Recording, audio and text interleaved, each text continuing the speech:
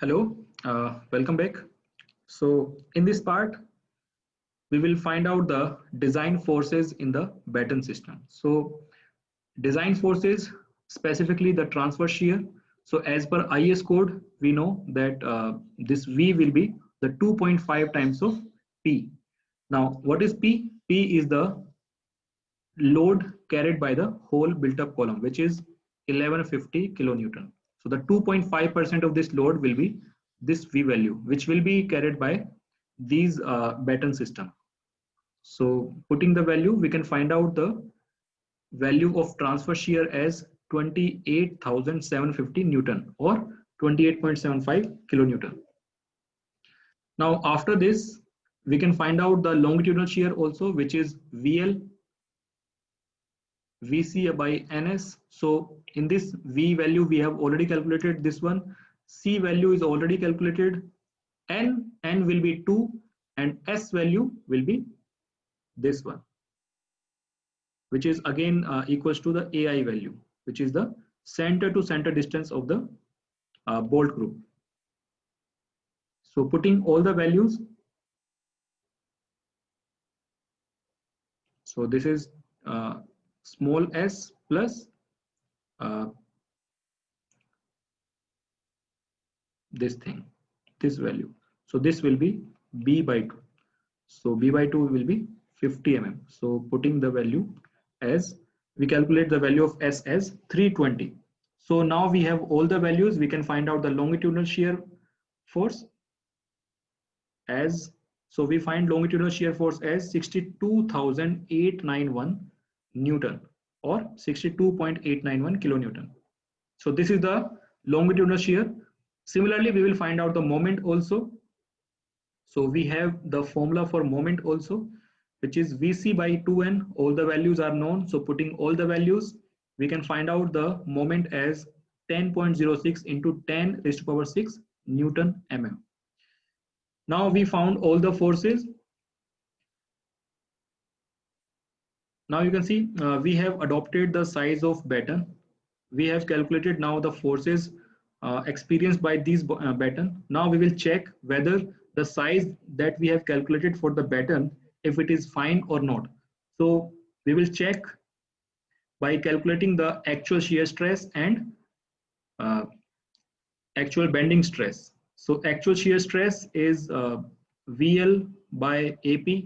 So AP is the area of cross section of the plate for end battens. So we are checking for first for end battens. So shear stress will be 23.12 in this case. And it should be less than the permissible stress, which is Fy by 0.3 into gamma naught, which is this one. I have provided the direct value. And this is the permissible shear stress. So you can see actual shear stress because of the transverse shear, sorry, the longitudinal shear will be 23.12 MPa and permissible value is 131. So it means our batten size is okay from the shear criteria. Now we will find out for moment also. Now we will find out the bending stress. So bending stress is 6m upon TD square. How do we find out, I mean, how this formula is arrived? I have already explained this in the previous part. So putting all the values here, we can find out the bending stress also, which is 65.27. Now we will find out the permissible bending stress, which is 250 by 1.1.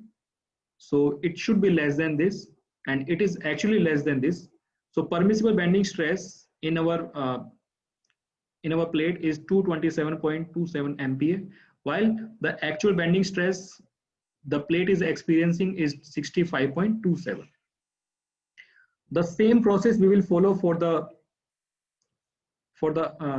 intermediate batten also. So again, we will find out the shear stress. This time the depth is changed. In the end batten it was 340, now it is 300, and because of that the shear stress is slightly increased, but it is again less than the permissible value, which means it is safe. Similarly, finding the bending stress, again the value is changed. Earlier we were used 340, now this time we are using 300.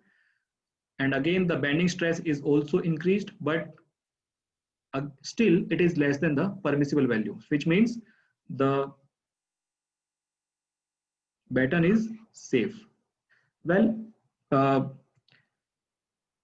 if we check the intermediate batten, then we can say that, I mean, if intermediate battens are safe, then and battens will obviously safe. Why? Because the size of intermediate batten is less, particularly the depth, but uh, the depth of end batten is more. So that is why I'm saying that if we check intermediate batten alone, still we can say that end batten will be safe only if they are safe. This intermediate batten are safe.